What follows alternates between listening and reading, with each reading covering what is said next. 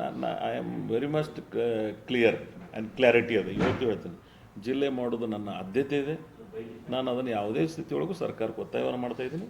ಸರ್ಕಾರ ನನಗೆ ವಿಶೇಷ ಸಂದರ್ಭದಲ್ಲಿ ನಿಮ್ಮ ಜೊತೆ ಚರ್ಚೆ ಮಾಡಿ ನಿರ್ಣಯ ಮಾಡ್ತಕ್ಕಂಥ ಒಂದು ಸಕಾರಾತ್ಮಕ ಧೋರಣೆಯನ್ನು ಸರ್ಕಾರ ತಾಳಿದೆ and we are waiting for that. ಒಬ್ಬೊಬ್ಬರು ಒಂದು ತಾಸು ಕೊಡ್ತೀನಿ. ನಾ ಏನು ಮತ್ತೊಬ್ಬರಂಗೆ ಗೆದ್ದು ಹೋಗೋವಲ್ಲ. ನಿಮ್ಮೆಲ್ಲ ಪ್ರಶ್ನೆಗಳನ್ನು ಮುಗಿದಾವ ಅಂತ ಕೇಳಿ ಹೋಗ್ತೀನಿ. ಸೊ ದಯವಿಟ್ಟು ಬಿ ಕೂಲ್ ಆ್ಯಂಡ್ ಸೈಲೆಂಟಾಗಿ ಕೇಳಿ. ನಾನು ಎಸ್, ಅವ್ರದ್ದು ಹಕ್ಕದ, ಎಲ್ಲರಿಗೂ ಹಕ್ಕದ, ತಪ್ಪೇನಿದೆ. ಪ್ರಜಾಪ್ರಭುತ್ವದಲ್ಲಿ ಅವ್ರ ವಿಚಾರಗಳನ್ನು ಮಂಡನೆ ಮಾಡ್ಲಿಕ್ಕೆ ಯಾರು ಬೇಡ ಅನ್ಬೇಕು? ಯಾರು ಮೀಡಿಯಾದಾಗಿದ್ದರೆ ಹೋರಾಟ ತಿಳ್ಕೋತೀರನ್ನ? ನಾನು ಸರ್ಕಾರದ ಭಾಗವಾಗಿ ಸರ್ಕಾರದಲ್ಲಿ ಯಾವ ಸಂದರ್ಭ ಏನು ಹೇಳಬೇಕಾಗಿತ್ತು ಅದು ಹೇಳಿದ್ದೀನಿ ಮತ್ತು ಸರ್ಕಾರಕ್ಕೂ ಗೊತ್ತದ. ಆಮೇಲೆ ನಾನು ಫಸ್ಟ್ ಟೈಮ್ ಮತ್ತೊಬ್ಬರಂಗಲ್ಲ, ಗೆದ್ಯೋಕ್ಕಿಂತ ಪೂರ್ವದಲ್ಲಿ ಒಂದು, ಗೆದ್ದ ನಂತರ ಒಂದು ಎಂದು ಮಾಡಿಲ್ಲ. ಶುಗರ್ ಫ್ಯಾಕ್ಟ್ರಿ ಒಳಗೆ ಹಂಗೆ ಹೇಳಿದ್ದಾನೆ, ಮಾಡಿ ತೋರಿಸಿನು. ಇದ್ರೊಳಗೂ ಹೇಳಿನು, ಮಾಡಿ ತೋರಿಸ್ತೀನಿ.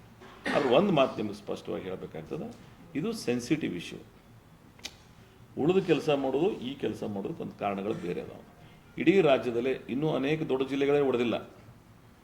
ಬೆಲ್ಗಾಮ್ನಂಥ ಜಿಲ್ಲೆಗಳು ಇವತ್ತಿಗೂ ಅದನ್ನು ಡಿವೈಡ್ ಮಾಡೋದು ಆಗಲಿಲ್ಲ, ಬೇರೆ ಬೇರೆ ಕಾರಣಕ್ಕಾಗಿ. ಅದು ನಿಮಗೂ ಗೊತ್ತದ, ನಮಗೂ ಗೊತ್ತದ. ಸೊ ಅಂಥ ಸಂದರ್ಭ ಬಂತು ಅಂದರೆ, ಕರ್ನಾಟಕದಲ್ಲಿ ಜಿಲ್ಲೆಗಳನ್ನು ರಚನೆ ಮಾಡುವಂಥ ಸಂದರ್ಭ ಬಂದಾಗ ನಮ್ಮನ್ನು ಏನಾದರೂ ಕಡೆಗಣಿಸಿದ್ರು ಅಂದರೆ at that day you ask and I will very clear ಮತ್ತು ಕ್ಲಾರಿಟಿಯಿಂದ ಬರ್ತೀನಿ ನಾನು ಅವತ್ತು.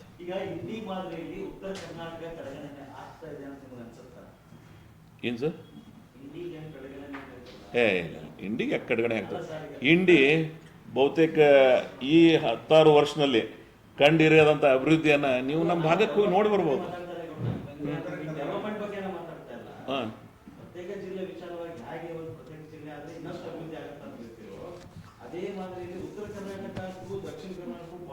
ಸ್ವಾತಂತ್ರ್ಯದ ನಂತರ ರಾಜ್ಯದ ರಾಜಧಾನಿಯಿಂದ ಭಾಳ ದೂರ ಇದೀವಿ ನಾವು. ಅನೇಕ ಸಂದರ್ಭದಲ್ಲಿ ನಮಗೆ ಕೆಲವು ಅನ್ಯಾಯ ಆದದ್ದನ್ನು ನಾವೆಲ್ಲರೂ ಪ್ರಾಮಾಣಿಕವಾಗಿ ಒಪ್ಕೋತೇವೆ. ಯಾವುದೇ ಸರ್ಕಾರ ಇರಲಿ, ಉತ್ತರ ಕರ್ನಾಟಕಕ್ಕೆ ನಮಗೇನು ಸಿಗಬೇಕಾಗಿತ್ತು ಸಿಕ್ಕಿಲ್ಲ. ಕೆಲವು ಧ್ವನಿಗಳು ಅವಾಗವಾಗ ಪ್ರತ್ಯೇಕತೆ ಬಗ್ಗೆ ಮಾತನಾಡ್ತಕ್ಕಂಥವ್ರು ಇದ್ದರು, ಅವರೆಲ್ಲ ಇವತ್ತು ನಮ್ಮಲ್ಲಿ ಇಲ್ಲ. ಕೆಲವರು ಹೋಗಿದ್ದಾರೆ, ಉಮೇಶ್ ಕತ್ತಿ ಅಂತವ್ರು. ಆದರೆ ಆ ಭಾವನೆಯನ್ನು ಮೂಡಿಸ್ಲಾರ್ದಂಗೆ ನೋಡ್ಕೋಬೇಕಾದದ್ದು ಈಗಿನ ಸರ್ಕಾರದ ಜವಾಬ್ದಾರಿ. ಸೊ ನನ್ನ ಕಳ್ಕಳಿ ವಿನಂತಿ, ಪ್ರತ್ಯೇಕತೆ ಭಾವ ನಮ್ಮಲ್ಲಿ ಬೇಡ. ಕನ್ನಡ ನಾಡನ್ನು ಕಟ್ಟತಕ್ಕಂಥ ಸಂದರ್ಭದಲ್ಲಿ ಈ ರಾಜ್ಯದ ಅನೇಕ ಸಾಹಿತಿಗಳು, ವಿದ್ವಾಂಸರು, ವಿದ್ವತ್ವ ಇದ್ದಂಥವ್ರು ಕೂಡಿ ಈ ರಾಜ್ಯ ಕಟ್ಟಿದ್ದಾರೆ. ಈ ರಾಜ್ಯದ ಸಮಗ್ರ ಅಭಿವೃದ್ಧಿ ಮಾಡ್ತಕ್ಕಂಥ ವಾತಾವರಣ ಸೃಷ್ಟಿಯಾಗಲಿ, ಎಲ್ಲ ಕಡೆಯೂ ಸಮರ್ಪಕವಾಗಿ ಅಭಿವೃದ್ಧಿ ಆಗಲಿ ಅನ್ನೋದು ನಮ್ಮ ಸದಾಶಯ.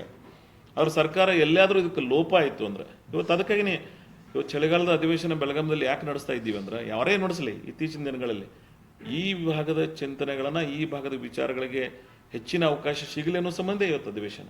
ಅದಕ್ಕಾಗಿಯೇ ನಾವೆಲ್ಲ ಬೆಳಗಾಂ ಅಧಿವೇಶನದಲ್ಲಿ ಈ ಭಾಗದ ಭಾವನೆಗಳನ್ನು ಮತ್ತು ಇಡೀ ಉತ್ತರ ಕರ್ನಾಟಕದ ಬಗ್ಗೆ ಚರ್ಚೆ ಮಾಡಿದ್ದೀವಿ ನಾವು. ಅಂಥ ಒಂದು ವಾತಾವರಣ ಸೃಷ್ಟಿಯಾಗಲಿಕ್ಕೆ ಸೆಷನ್ ಅದ. ನಾವೆಲ್ಲರೂ ಅದ್ರ ಬಗ್ಗೆ ಬಹುತೇಕ ಚುನಾಯಿತ ಪ್ರತಿನಿಧಿಗಳು ಅದರಲ್ಲಿ ಆಸಕ್ತಿಯಿಂದ ಭಾಗವಹಿಸಿಕೆ ಇದ್ದೇ ಇರ್ತದೆ. ಈ ಭಾಗದ ಅನೇಕ ಸಮಸ್ಯೆಗಳನ್ನು ಬೆಳಕು ಚೆಲ್ತಕ್ಕಂಥ ಪ್ರಯತ್ನ ಅಲ್ಲಿ ನಡೀತದೆ ಸದನದೊಳಗೆ. ಸಂಬಂಧಪಟ್ಟಂಗೆ ಎಲ್ಲೂ ಸರ್ಕಾರ ಮತ್ತೆ ಈಗಾಗಲೇ ನಡೀತಾ ಇರೋ ಅವಿಭಜಿತ ವಿಜಯಪುರ ಜಿಲ್ಲೆಯ ಹೋರಾಟ, ಅದ್ರ ಬಗ್ಗೆನೂ ಯಾವುದು ಸ್ಪಂದನೆ, ಪ್ರತಿಕ್ರಿಯೆಗಳು ಕೂಡ ಸರ್ಕಾರ ಇಲ್ಲ. 524 ಮಾಡಬೇಕನ್ನೋದು ನಮ್ಮ ಸರ್ಕಾರದ ಭಾಳ ಸ್ಪಷ್ಟ ನಿರ್ಣಯ ಅದ, ಅದ್ರ ಎರಡನೇ ಮಾತೇ ಇಲ್ಲ. ಆದರೆ ಈಗೇನೊಂದು ಆತಂಕ ಮೂಡಿದೆ ರೈತರದು, ಏನೊಂದು ಹೋರಾಟ ನಡೀತಾ ಇದೆ. ಬರೀ 524 ಅನ್ನೋದು ಒಂದೇ ಅಲ್ಲ, ಪರಿಹಾರ ಕೊಡಬೇಕಾಗ್ತದೆ. ಅದು ಯಾವ ವಾತಾವರಣ ನಿರ್ಮಾಣ ಮಾಡಬೇಕು ಅನ್ನೋದ್ರ ಬಗ್ಗೆ ಸಮಗ್ರ ಚರ್ಚೆಯನ್ನು ಮಾಡಿ ಸರ್ಕಾರ ಸ್ಪಷ್ಟತೆಯನ್ನು ಬೆಳಗಾಂ ಅಧಿವೇಶನದಲ್ಲಿ ಕೊಡ್ತಾರೆ ಅಂತ ನಾನು ಭಾವಿಸಿದ್ದೀನಿ. ನಾನು ಒತ್ತಾಯ ಮಾಡ್ತೀನಿ.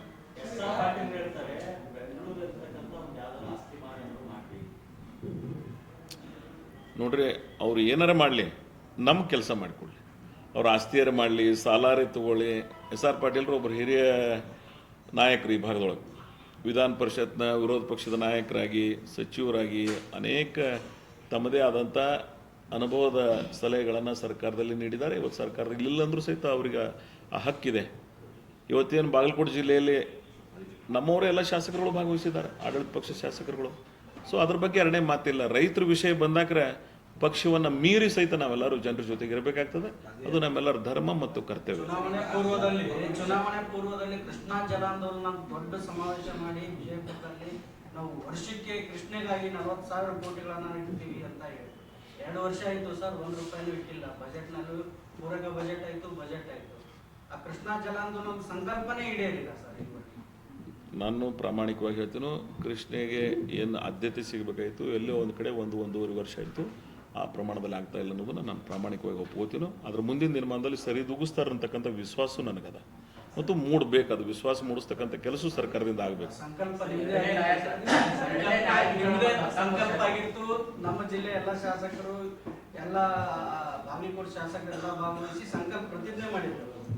2 ವರ್ಷದೊಳಗೂ ಕೂಡ ಆಗಲಿ, ಇನ್ನು 3 ವರ್ಷದೊಳಗೆ ಎಷ್ಟು ಇಡಕ್ಕೆ ಸಾಧ್ಯ ಅಂತ ಸರ್? ನೀವಿಲ್ಲ, ಹೌದು, ಇದನ್ನು ಒಂದು ಗ್ಯಾರಂಟಿ ಅಂತ ಹೇಳಿದ್ರಿ. ಸ್ವಲ್ಪ ಸಮಯಾವಕಾಶ ಕೊಡ್ರಿ, ಮಾಡ್ತಾರೆ. 2 ವರ್ಷ ಆಯ್ತು ಸರ್ ಈಗ. 3 ವರ್ಷ it is not a small period. 40 ಅಂದ್ರೆ 80,000 ಕೋಟಿ ಇಡಬೇಕಾಗಿತ್ತು ಸರ್. 1,100 ದಿವಸಗಳದಾವಿನ.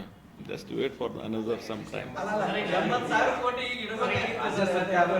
ಈ ಗ್ಯಾರಂಟಿ ಯೋಜನೆಗಳ ಅಭಿವೃದ್ಧಿಗೆ ಏನಾದರೂ ಆಗಿದೆಯಾ?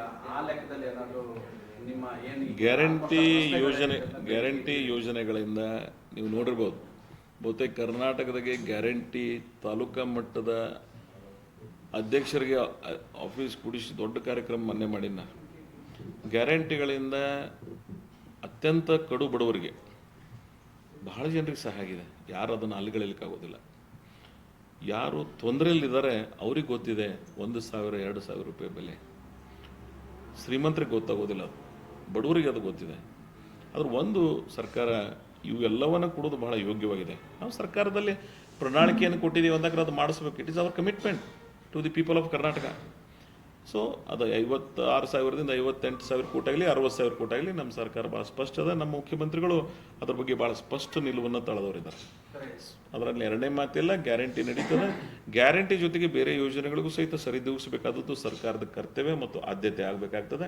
ನಾವೆಲ್ಲ ಅದನ್ನು ಒತ್ತಾಯ ಮಾಡ್ತಾ ಇದ್ದೀವಿ. ಸರ್ಕಾರ ಅದ್ರ ಕಡೆ ಗಮನ ಹರಿಸ್ತದೆ. ಸರ್, ಬಸ್ ಉಚಿತ ಹೆಣ್ಮಕ್ಳಿಗೆ ಕೊಟ್ಟ ಮೇಲೆ ಅಲ್ಲಿ ಸುಮಾರು 100 ಹೆಣ್ಮಕ್ಳು ಗೌರ್ಮೆಂಟ್ ಎಂಪ್ಲಾಯಿ ಇದ್ದಾರೆ. 60,000 70,000 ರೂಪಾಯಿ ಅವ್ರಿಗೆ ಸಂಬಳ ಐತಿ.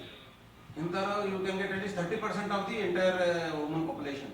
ಅವ್ರಿಗೆ ಯಾಕೆ ಉಚಿತ ಕೊಡಬೇಕು? ಅವರು ವೆಂದಿಗೆ afford to pay even better. ಅಲ್ಲ ಸರ್, ನೀವು ಎಲ್ಲರಿಗೆ ಕೊಟ್ರೆ ಹಿಂಗೆ ಕೇಳ್ತೀರಿ, ಎಲ್ಲರಿಗೆ ಕೊಡ್ಲಿಕ್ಕಂದ್ರೆ ತಾರತಮ್ಯ ಮಾಡಿರಂತೀರಿ. ಅದಕ್ಕೆ ನಮ್ಮ ಮುಖ್ಯಮಂತ್ರಿಗಳು ನನಗೂ ನಿನಗೂ ಅಂದಾರ ಅವರು. ಹಿಂಗಾಗಿ ಅದು ಎಲ್ಲರಿಗೂ ಬರ್ತಾರೆ. ಅದು ನನಗೂ ನಿನಗೂ ಅಂದ್ರೆ ಎಲ್ಲರಿಗೂ ಆದಂಗೆ.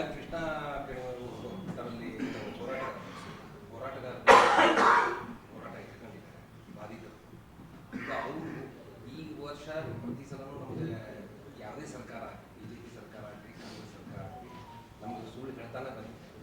ಈ ಬಾರಿ ಒಂದು ಸ್ಪಷ್ಟವಾದಂಥ ಮುಖ್ಯಮಂತ್ರಿಗಳ ನಿರ್ಧಾರ ತೆಗೆದುಕೊಳ್ಳದೆ ಇದ್ದರೆ ಉತ್ತರ ಕರ್ನಾಟಕವನ್ನು ಬೇರೆ ಮಾಡೋದರಲ್ಲಿ ನಾವು ಬೇಡಿಕೆ ಇಡ್ತೀವಿ.